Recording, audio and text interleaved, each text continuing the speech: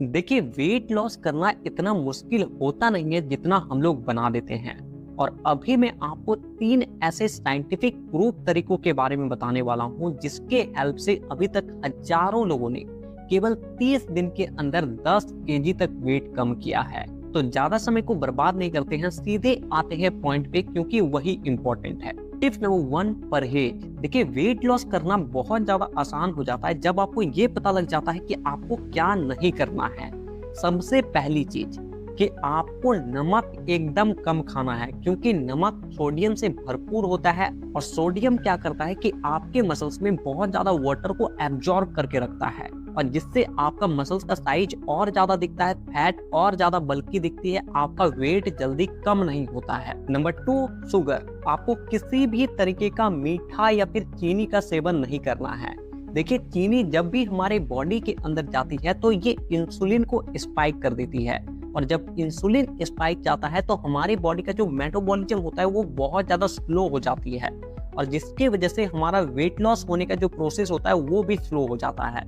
तो किसी भी तरह का मीठा या किसी भी तरह का चीनी का इस्तेमाल ना करें, और बहुत जरूरी हो तो आप शुगर फ्री का इस्तेमाल कर सकते हो, वो भी बहुत कम मात्रा में। नंबर 3, देखिए, ये तो आपको पता ही है कि एक्सरसाइज तो करना ही पड़ता है, लेकिन अगर आप अपने एक्सरसाइज पे ये एक चीज ऐड कर देते हो तो आपका वेट लॉस बहुत तेजी से होने लग जाती है, और वो है अपने एक्सरसाइज को ब्रीथिंग के साथ करना।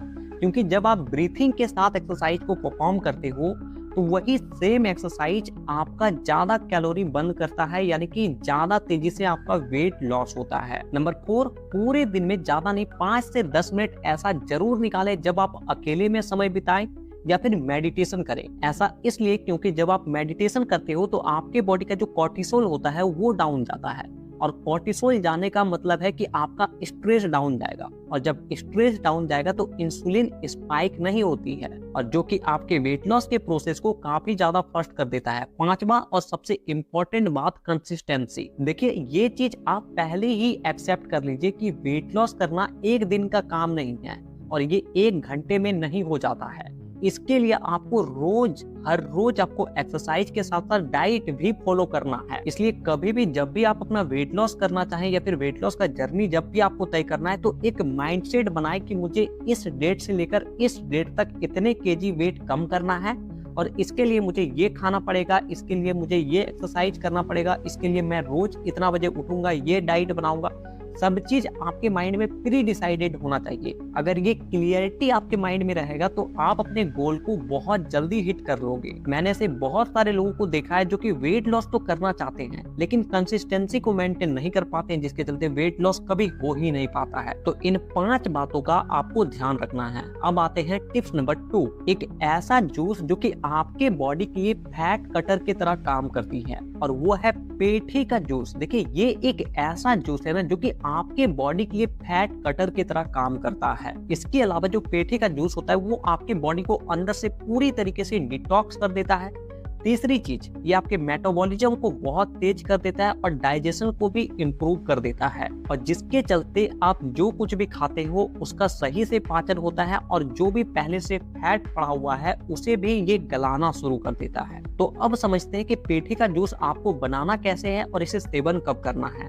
तो देखिए, पेठे का जूस बनाने के लिए आपको सबसे पहले पेठे को आप छोटे छोटे टुकड़े में काट लें। मिक्सर या फिर आप जूस ग्राइंडर के हेल्प से इसके अंदर का जो लिक्विड है उसे बाहर निकाल लें।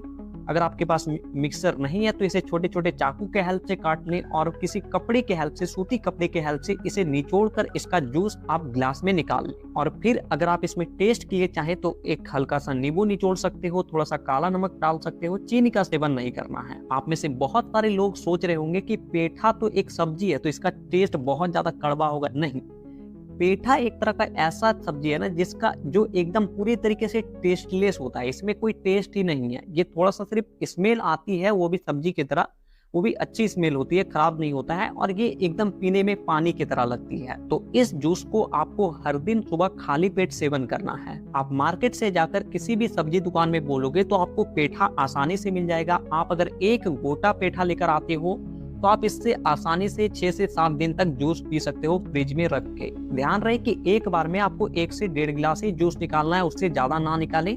आप गोटा पेठा को रखते हैं, बाद में उसे फिर काट कर जूस निकाल सकते हो। टिप्स नंबर 3, खाने का नियम। और यहीं पर सबसे ज्यादा लोग मिस्टेक करते हैं, क्योंकि हमारा वेट भी गेन खाने की वजह से होता है और वेट भी लॉस हमारे खाने के वजह से ही होता है। एक्सरसाइज का रोल तो केवल 20% है। आप अगर अपने खाने में कंट्रोल कर लिए और खाने का नियम समझ गए तो वेट लॉस विदाउट एक्सरसाइज का भी हो सकता है। तो खाने का सबसे पहला नियम आप ये समझें कि अपने ब्रेकफास्ट को आप थोड़ा ज्यादा खाएं, लंच को उससे भी कम और डिनर को एकदम कम। ऐसा इसलिए क्योंकि अगर आप ब्रेकफास्ट को ज्यादा खा भी लेते हो तो आपके पास पूरा दिन बचा होता है उस कैलोरी को बर्न करने का।